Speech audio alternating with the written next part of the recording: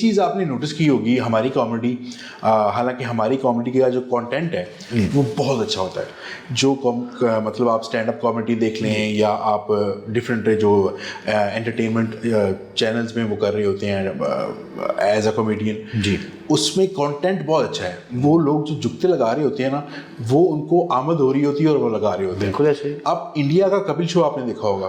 अब कपिल शो में जो वो एक्ट भी करते हैं, साथ परफॉर्म भी करते हैं, प्लस कॉमेडी करते हैं। हाँ। वो पूरा एक पैकेज देते हैं। मतलब हमारे यहाँ क्या होता है कि हम लोग एंकर और कॉमेडियंस पे फेंक देते हैं कि यार आपने जो करना है, camera start action and that's it.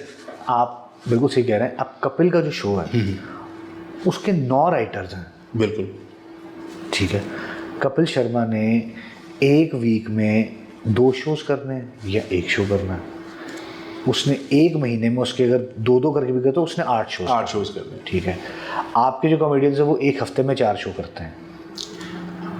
ठीक, ये तो आप कह लें कि उनका कैलिबर है, नो डाउट। मगर क्या कहाँ पर हम लैग कर रहे हैं? स्क्रिप्ट राइटिंग में बहुत लैग कर रहे हैं। अभी आफ्ताब साहब कहते हैं जी मुझसे बेहतर तो स्क्रिप्ट राइटर ही कौन है।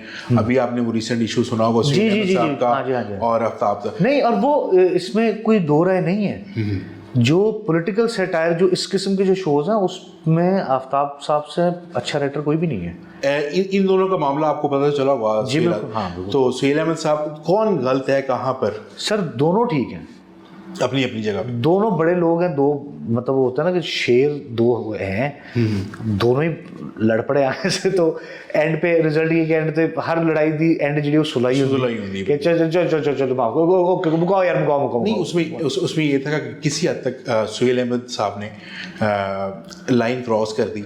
अच्छा। और किसी हद तक आफ्ताब इकबाल साहब ने लाइन क्रॉस कर दी, बिकॉज दोनों लेजेंड्स हैं। उन दोनों को एटलीस्ट थोड़ा सा तहम्मुल से काम लेना चाहिए था, बिकॉज लोग उनको देखते हैं, उनको आइडलाइज करते हैं।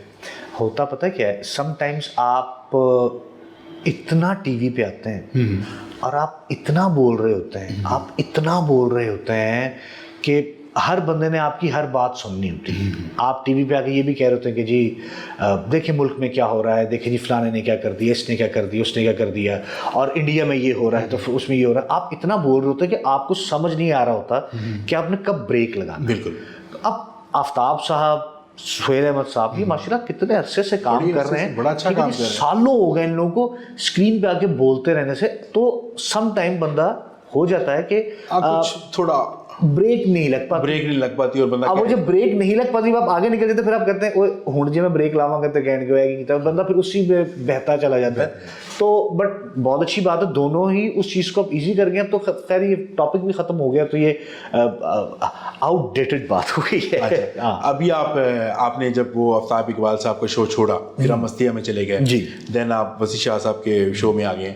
तो इतना चेंज ऑफ चैनल्स और चेंज ऑफ क्या आफ्ताब इकबाल के साथ कोई इशू हुआ था, या आप बिकॉज आपके बारे में मशहूर है कि आप पूरी टीम को लेके चले गए थे? मेरे बारे में पता नहीं क्यों मशहूर है, मैं अल्लाह पता, मैं पूरी टैक्सी चलाना कि मैं पूरी टीम को ले आया था। मैं बिल्कुल पूरी टीम को नहीं लेके गया था। बात ये हुई थी कि मैंने आफ्ताब साहब से कहा था कि सर मैं ना थोड़ा ब्रेक चाह रहा हूँ, थोड़ा ब्रेक की सेंस में चाह रहा हूँ कि मैं वही बातें ना वही चीज़ें कर करके ना मैं थोड़ा सा आप वहाँ पे सप्रेस भी थे, नहीं आपको वो चीज़ें मिल नहीं रही थी जो आप करना चाह रहे थे। मुझे चीज़ें ऑडियंस नोटिस करती है बहुत अच्छे तरीके से। आप सही कह रहे हैं। होता ये है कि मैं बेसिकली तो टीवी एक्टर था, मुझे उस दौरान ना काफ़ी ड्रामास की ऑफर भी होती थी, लोग बुलाते थे क्या कर लो। तो अब ड्रामास का सीन ही होता है कि आपको 15-15, 20-20 दिन लगातार देने पड़ता है ऑफिस में आते, ठीक है ना जी। उन्होंने पूरा प्रोजेक्ट खत्म करना जाना पड़ता है, आउटडोर जाना पड़ता है, लाहौर में भी कराची में जहाँ भी आपको पूरा प्रोजेक्ट जो उनका खत्म करना था 15-20 उसमें।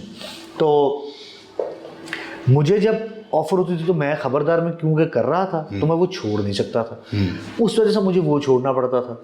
तो बहुत से लोग मुझसे नाराज़ हो गए, बहुत से डायरेक्टर्स जो थे कराची के, लाहौर के, काफ़ी ज़्यादा लोगों नाराज़ गए, यार तू कि यार कुछ और भी कर तू ये। तो एक वो भी चीज़ थी जेहन में कि यार मैं कुछ और तो करूँगा, बस मुझे टाइम तो मिले। नहीं, आपने एक शो छोड़ के दूसरा शो किया फौरी? नहीं, एक शो छोड़ के मैंने एक ड्रामा गुज्जल किया, ठीक है। उसके बाद मैंने एक सिटकॉम किया, फिर मैंने वो शो ज्वाइन किया। तो आपको उन्होंने ये नहीं कहा कि आप वापस आ जाएं जब आपने? नहीं बिल्कुल कहा उन्होंने वापस आ जाए, बट मैं दिल नहीं था मेरा।